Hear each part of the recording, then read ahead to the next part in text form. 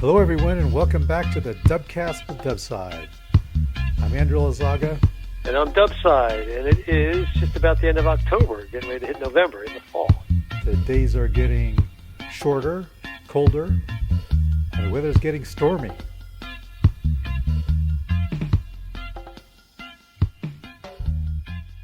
So what do you got planned this weekend?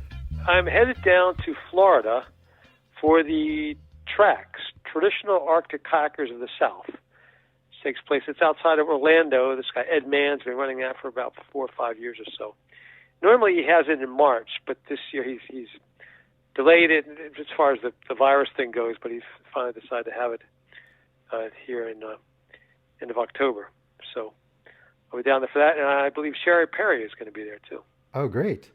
Sounds like warm weather and surf.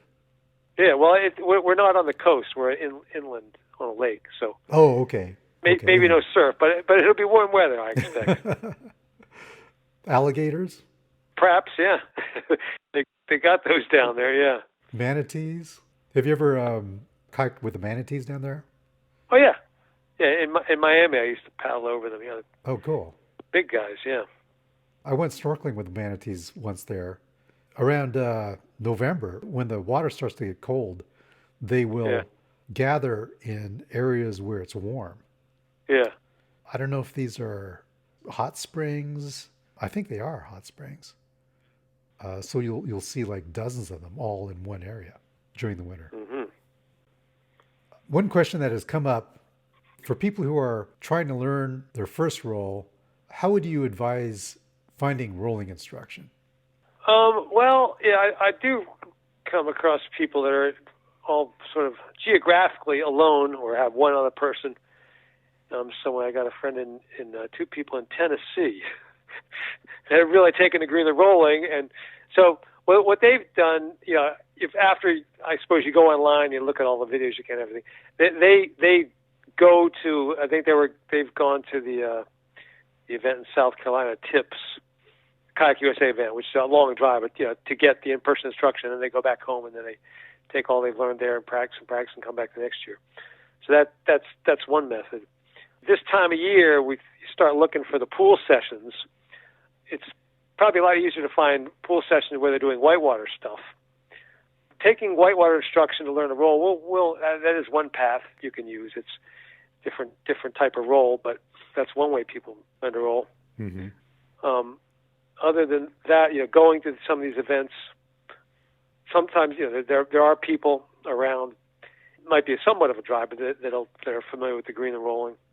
Yeah, I think there's really not an easy solution sometimes to that, and it took me months to learn how to roll. Mm-hmm. I took one private lesson in a pool at the local YMCA, and I'm sure the instructor had a whitewater background. Yeah. I took my big wooden pygmy kayak, not a great rolling kayak. I think it was built so that it wouldn't capsize. And I didn't have a really good fit in it. And I was trying to do the roll that they had taught me, which was the C to C. Yeah. And eventually I could get it maybe half the time. I would practice out on the sound, and every time I'd miss, of course, I had to get out and empty the kayak and then climb back inside. So it was a really, long process. It wasn't until I went to the West Coast Sea Kayak Symposium and took my first Greenland Rolling class there that I had just amazing success, and I attribute that to using the Greenland paddle because it's much easier to hold the paddle in the proper orientation so that the blade doesn't dive into the water, which was always a problem for me using the Euro paddle. And after that, I immediately went out and ordered one from Don Beal, got my own Greenland paddle, and then, went to other Kayak USA events like Styx and got more instruction. But the Kayak Symposiums really used to be the place where you can get a lot of instruction over a weekend. Well, I think the videos have gotten progressively better in terms of breaking things down. Like Sherry and Turner's video, "This Is the Roll," They go in a good deal more detail than I do for the introductory roll. And they've got such a good grasp on how to take the individual parts and break it down, and they're better instructors than I am. I think so. My lady friend also really liked Helen Wilson's video. Oh yeah, hers is very good too. She makes it very simple. Put your eyebrows in the water and she had added some really good ideas. The state of the art is always improving. Yeah, there is a limit though to what you can do watching videos.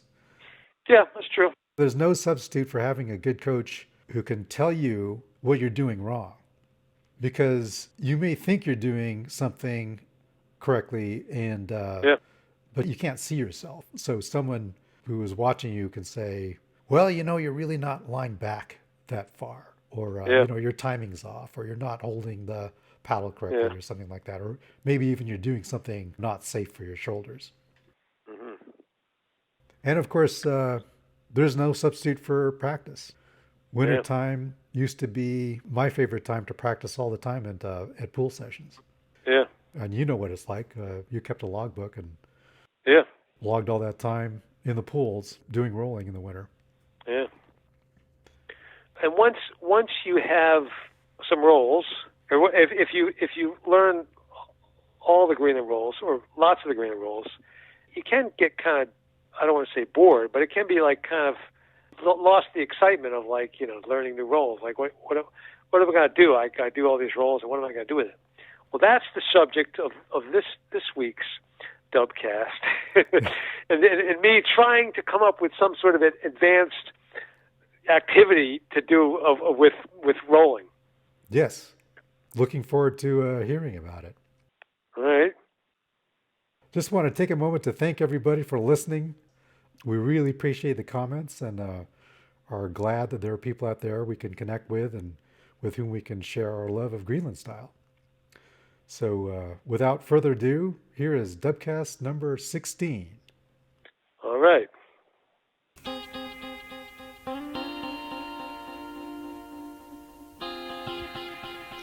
Welcome to the Dubcast with Dubside. This is Dubcast number 16. And I will tell you about my attempts to take rolling a kayak beyond just doing the competition maneuvers into other realms. What kind of creative and artistic displays can you think up? Making use of several people with kayaks, some of whom can roll. Our music selection this week will be a guy who's had a long, distinguished career, made many CDs starting in the, I think it was late 80s, early 90s, and he's still around. And like the other Greenland musicians I favor, he sings his songs in Greenlandic.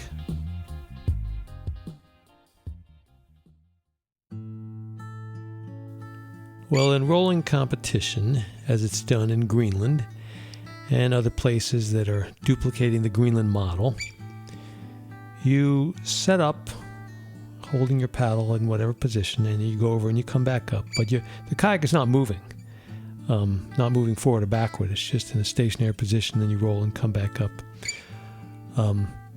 You're not paddling to get anywhere while you're doing the roll. But as I recall, when I first learned to face various Greenland rolls, the guy in New Jersey at the time, who's no longer active in kayaking, his name is Ray Killen, and one of his rolls was the roll on the move. So you're paddling forward, and then you tip over and you roll, and as soon as you come up, you keep on paddling. Very good technique for rolling in the surf. Remember, I mentioned that the technique where you're about to get hit by a big breaking wave, you just flip underneath and you pop back up and keep on paddling, because to get through the surf, you want to keep that forward momentum going. So rolling while the kayak is moving is a skill that's not really used in competition. But in playing around with the idea myself, I have found that when you roll, the kayak moves to the direction that you first went over in, moves to the side, and if you're paddling fast, it also slows down. And that got me thinking, if you had two kayaks together, paddling side by side, and one of them rolled, wouldn't that person end up maybe behind the other kayak? If you did it just right, you'd be paddling directly behind them after you roll, because you'd, starting adjacent to them, you'd end up behind them and you'd move over to the side of them. So experimenting with this, it actually works out better. If you roll twice, you can come up directly behind the other kayak, kind of in that position for drafting in a race. Well, if that works, then what would happen if you put three kayaks across in a row, and then had the one guy in the end rolls 4 times, and the guy in the middle rolls 2 times, and the guy on the end just keeps on paddling? Then they would come out in a line, front and back. And then if you took 6 kayaks, they could all be going across like they're starting a race, and then they do the maneuver, and then you have 2 lines of 3, and then you could try it with 9 kayaks, 3 rows of 3. This is like formation rolling. This is like, like the jets, the Blue Angels, in the sky, they're doing all these, close maneuvers. They hang on each other's wing and then they slide back and forth. So you could do that in the water, paddling, everybody paddling fast, and then you roll and you change your positions, and that would look pretty cool, I would think. Well, my early attempts to try this on the water with somebody else or with 2 other people indicated pretty quickly that it takes quite a bit of practice. It can be done, but to come up right exactly where you need to be and it pointed in the same direction takes more than just once or twice trying it. It really requires some dedicated rehearsal to do this. But the idea did have potential. I wanted to pursue it further. And since I started my paddling career, paddling solo, it's not always around other people except when I'm teaching classes, traveling. So one year, after mulling these ideas over my head and thinking I had some new, this could be the next big new thing for kayak rolling, I was scheduled to teach in Copenhagen, my regular stop, and at Kayak Republic. I may have mentioned that before. It's right on the canals in the middle of downtown Copenhagen. Operation. They started on a floating barge, and then they moved once or twice, and now they've got a very nice location, sort of tucked underneath a bridge. And they rent kayaks. They do kayak construction. They also have a restaurant, and it's not just food. It's quite a fine restaurant. So this operation is done very well, and now it's sort of the restaurant is separately run from the kayaking, but it's still all called Kayak Republic. So they would have me come there to do a class, and I was there one year, and I had maybe about 10, 12 people signed up for this class. It was a good year, and the kayak. The canal being fairly deep right there, and you've got those tourist barges coming through all the time. There wasn't anywhere to stand in the water. We would have to paddle farther away, like the time with the guy, the turner told him his paddle was no good. That was across the canal farther down. So we were going to start right there, and I had told the organizers that you got to have people that have a roll. That's a requirement for this class. You must know how to roll, because we're going to do some more advanced stuff. So I'm not going to be able to stand in the water and spot anybody. So rolling is required for this class.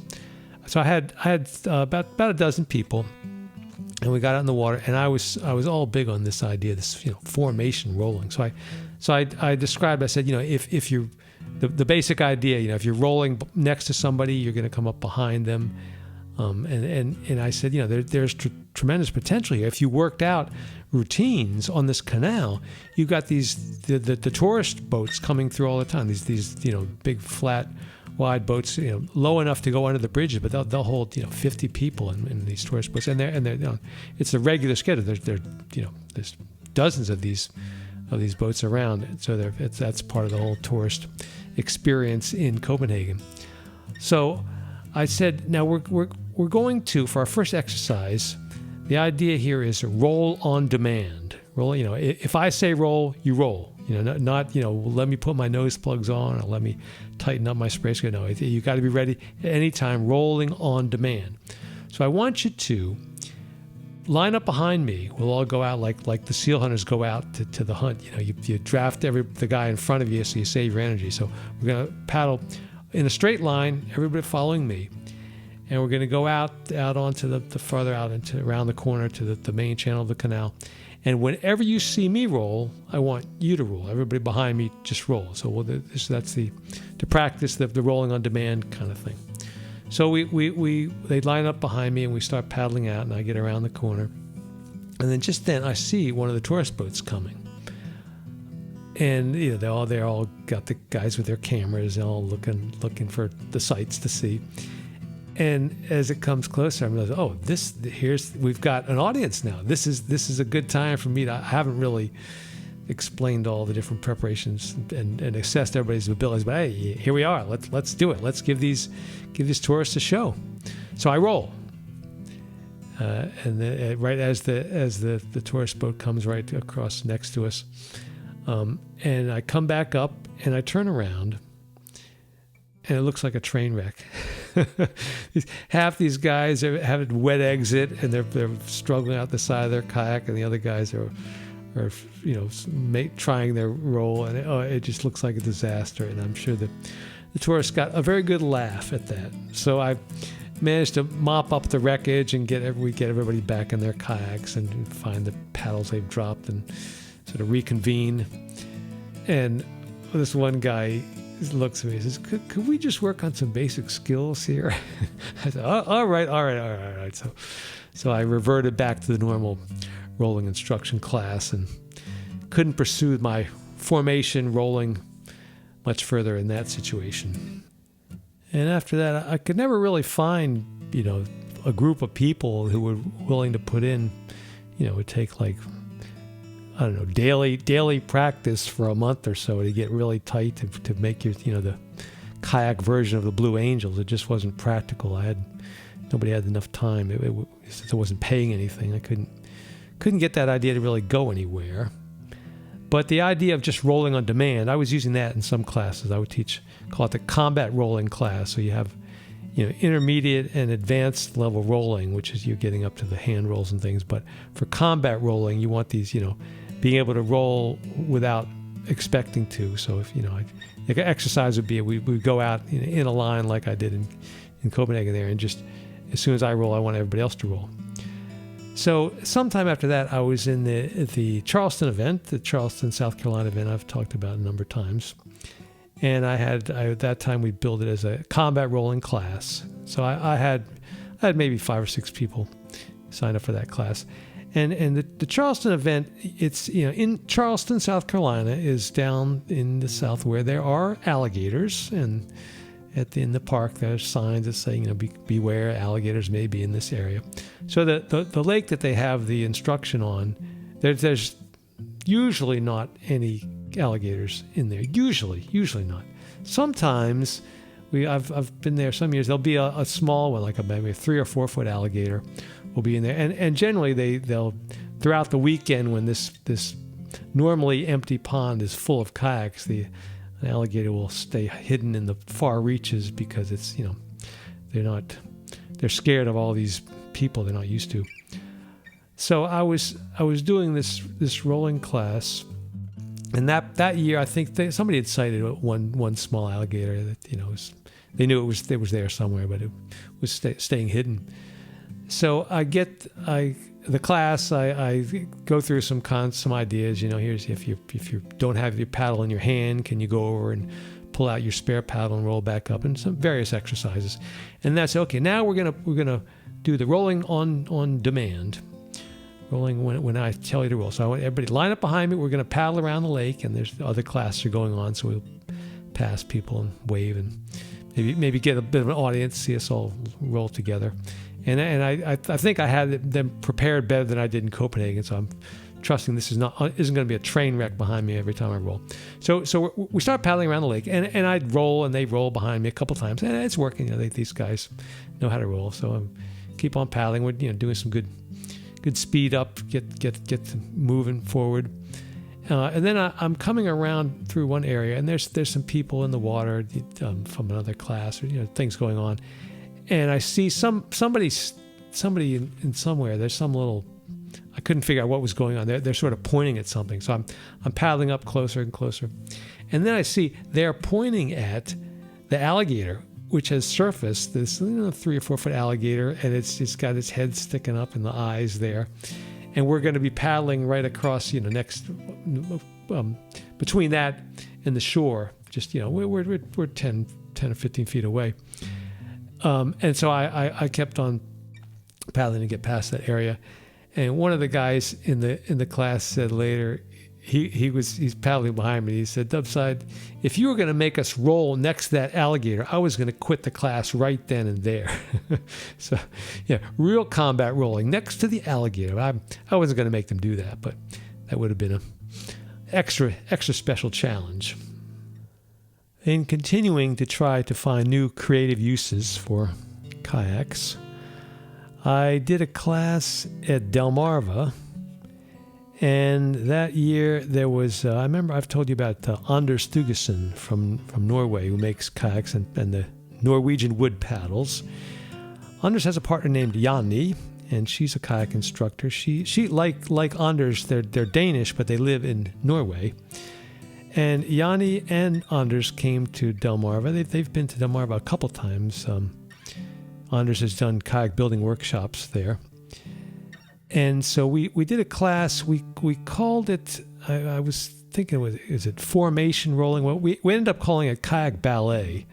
Unfortunately, that means the guys don't want to sign up for it. But so we had several people, and I had gone ahead of time beforehand to the dollar store to just get anything I could find, just whatever cool stuff, feathers and hats and who knows. So we got out in the water, and then Delmarva has very shallow water. Gradually, you have to walk out, several hundred yards to get to much deeper things. So you're up there to your waist for quite a ways.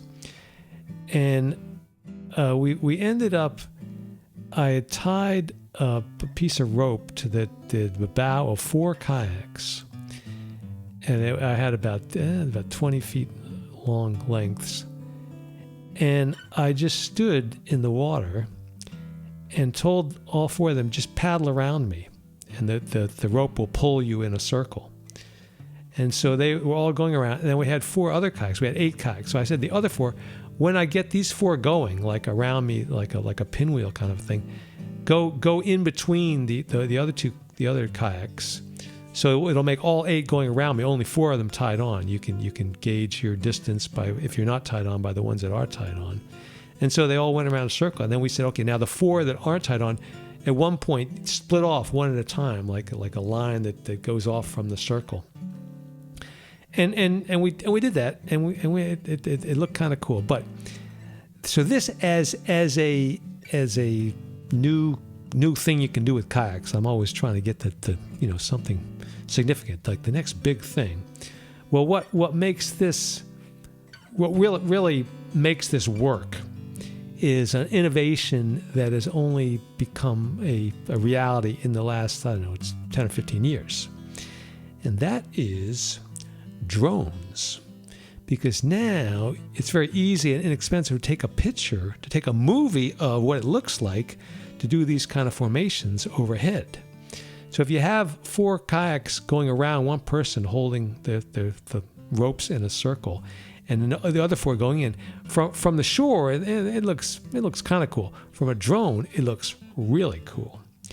And we had somebody there at Delmarva with the drone and took footage of that, and we did some other things, and that it's posted online somewhere. I don't have a link for it right away, but the Delmarva Paddlers Retreat past years, there's a movie of that, what we did there. And we also took that idea to some of the other events. So there's one I don't know if I've mentioned it directly yet, but it's called the Minnesota Gathering. It takes place usually early September. And there we did a similar one. Somebody had a drone there, and we tried to do some other interesting things in the water, and it looked kind of interesting. You can do some photographic tricks, like we sped it up so things happen a little faster to make it a little more exciting. And there is potential there. There's if other people were to follow this and keep on trying and get people together and use a drone, there's can make all sorts of cool things happen. In Greenland, they're very big on sort of improvising on the spot rather than carefully planning ahead and trying to iron out every last detail, because you never know what's going to change, and you just have to make the most of whatever resources you find at the time. So I think it was the next year at Minnesota, the Minnesota Gathering, we scheduled this kayak ballet, or I forget what we were trying to call it. And so I think I had maybe 1 or 2 people signed up. There were a number of other activities scheduled for the same time period. So I was thinking, okay, if I have 2 people and me, what can we do? What kind of formation can we do? And I'm trying to think of what creative way I can approach that. And then Don Beal, you remember Don Beal with teaching his rescue classes, the Hand of Pavi Rescue? They had him scheduled to teach that at the same time. And he got to talking before we got on the water to some of the other people, trying to hype up his class and get people interested in it. It's very, very valuable to learn that instructional technique. And he managed to convince my students to abandon my class and take his class. So there I am, supposed to do kayak ballet with no one else but me. Well, I'm not going to cancel the class. I have to think like they do in Greenland. What can I do here? What can I make the most of here? What resources do I have? And I see that on the shoreline there are all these kayaks, because people bring extra kayaks. So even though there are people out in the water, there are plenty of kayaks there on the shore. So why do I need people? I just need the kayaks. So I found on the shoreline several pieces of old rope, and I found somebody there who wasn't keen to get on the water. I said, I'm gonna get in this kayak, and I want you to tie on to the end of my kayak another kayak. Give me 7 kayaks on the back of this kayak, a row of 7. And they were a little puzzled as what that was about. I said, no, just give me. I'm going to make a kayak caravan with just only one person paddling. So they did. So I had 7 kayaks. I don't know if it was 6 or 7, but anyway, a string of kayaks behind me, and each piece of rope was maybe 1 or 2 feet long.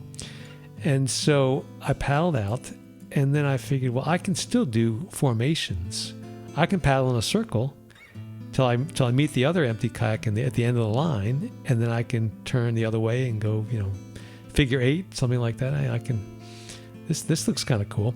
Now, there was supposed to be a guy with a drone to photograph that, but I think, as I recall, I think his drone wasn't working, or it was too windy or something. That didn't work. So I don't think there exist any video representations of this, but it looked pretty cool.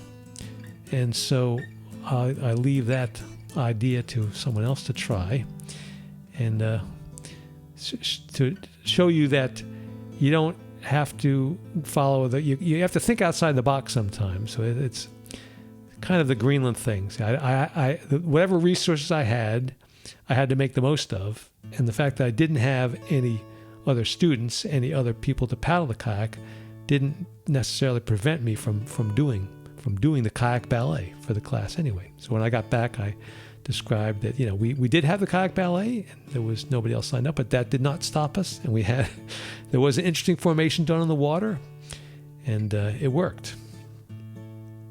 And if I did that again, if I had just had one person, each of us would tie 3 kayaks behind us. Then we can make a circle together and then break off and have 2 smaller formations going different directions. You see, there's endless possibilities here. Actually, the year before, we had done that class there in Minnesota. And as I recall, there were 4 people who could roll fairly well. We had maybe 6 people on the water. and I needed 8 for a good symmetrical formation. And a guy was paddling out there. Just he wasn't taking the class, and we said, "Hey, can you come in? We need, can you come in and help us out with this?" And he said, "Oh my, I've got this recovering from a back injury. I shouldn't even be in the water here. I can't roll. I can't really do anything." And we said, "Oh, we can work with that. Don't worry." And we used him. We did a formation where with a circle going around, and then only 4 of the people would turn into the center circle, and then 4 of the people would all roll together. And so it looked cool. I think that there's the video of that might be online somewhere. But the fact that somebody couldn't roll, we worked with that, and we didn't insist that they roll. And then, taking the idea further, if you start thinking about color coordination, the one color kayak does the roll and the other color kayak goes around, or if you have kayaks that are, say, black on the top and white on the bottom, then when you roll, you see a different color change. If you were to, put markings or write things on the bottom of kayaks when they roll and all roll together, I mean, there's vast areas for creativity to be applied here. So I leave that to you to take that and go with it as far as you can. And if you get something that looks interesting and you don't have a drone, it's pretty easy these days to find somebody who does have a drone, and you can actually get someone involved in kayaking who doesn't kayak just with their drone. Another way to bring people into the sport. Well, these days, now that I don't travel with a folding kayak everywhere, I'll often be stuck for a couple days places and have nothing to paddle. And I may be next to a lake or river or the ocean and can only look, can't get out on it. And if I'm not around any of my kayak friends, it makes me just another face in the crowd, just another guy waiting for a bus, or standing around the train station and feeling like I'm just taking up space. Capturing that mood is a song by a guy named Ole Kristiansen. And he is a Greenlander who has a distinguished career in music. He started back in the late 80s, I think, and he's put out many CDs over the years and is quite well regarded, singing all his material in Greenlandic. And the song he has that I'm going to do is called Ditannarit. That translates to lines. And I would think he's probably talking about being in Copenhagen in this song, because the lyrics start out, says, the lines far out start calling me. The lines far out seem to tempt me. The rainbow up there is one of the most visible ones. It wants me to come. It asks me to leave the gray city, to abandon it. All right, here is Ditannarit by Ole Kristiansen. Ditannarit unga sisumi kakusile sala. Ditannarit unga sisumi sostumi usisato neriusa mitapava esa sutilanga one kusapok istoka fikasasok Imanakua Imini hingina pua Akapavuyu suit kasushtungit Angalanganimi Ukio pavuyu suit perhunikut Imanaranimi Neriusa mitapara Esarisu dirangat One kusapok Istoka fikasasok Imanakua Imini hinginakua Anoribnutsa gutsuporai Kangiata tunge pianot Asalamat titamnelit Papusiladat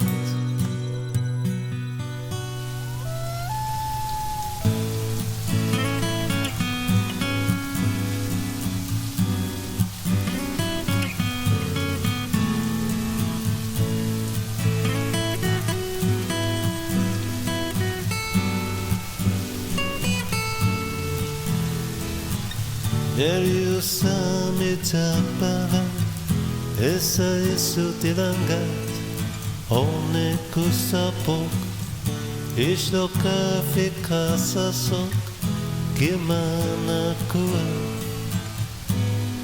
Imeningina kua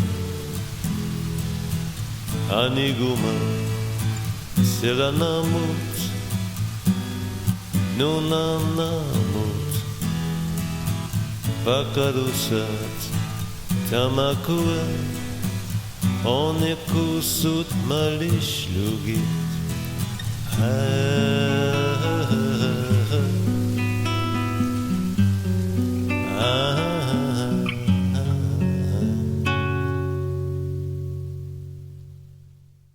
And that is Titanrit by Ole Kristiansen from an album called Pop Uummataaruffimmi, which he translates to Pop My Breaking Heart. And this was recorded quite some time ago. This was was made in Sisimiut, Maligak's hometown, back in the early 90s when Maligak was only 9 or 10 years old. But the Ole Kristiansen is still around. And you remember I told you about the band Nanook, best thing that happened to Greenland music in the last 10 years. Fredrik Elsner, one of the two brothers in Nanook, is such a prolific songwriter. He did about 3 years ago a solo CD, and features Ole Kristiansen on one of the songs there. That summer in Tivoli, Fredrik was the featured headliner, and he brought out Ole Kristiansen on stage to sing that song with him. It was very nice to see. Well, you can find Ole Kristiansen's CD available on atlanticmusic.gl, and Fredrik's solo CD is also available, and that one is entitled Katasinangisak. And it says on Fredrik's CD that the lyrics can be found on Facebook. So there's no liner notes that have the lyrics in the CD itself. And since I don't go on Facebook, I will take a guess that Katasinangisak would translate to not being able to lose something. You can go on Facebook yourself and see if I translated that correctly. Coming up in episode 17, I'll examine the Greenland Competition in a little more detail as to some of the rules of the events and some of those other things besides racing and rolling. So that's harpoon throwing and the ropes. And I'll have some stories to go along with that.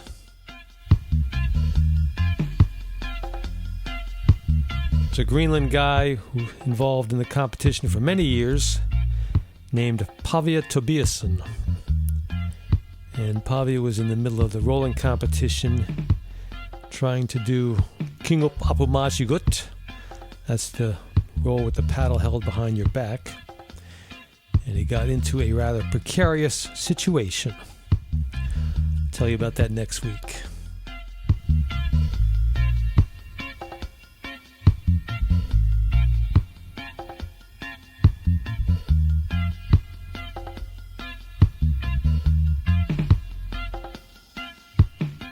Thanks everybody for tuning in.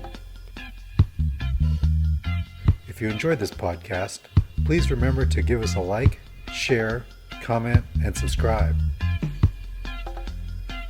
And if you have any questions for Dubside, send us an email at dubcastwithdubside@gmail.com.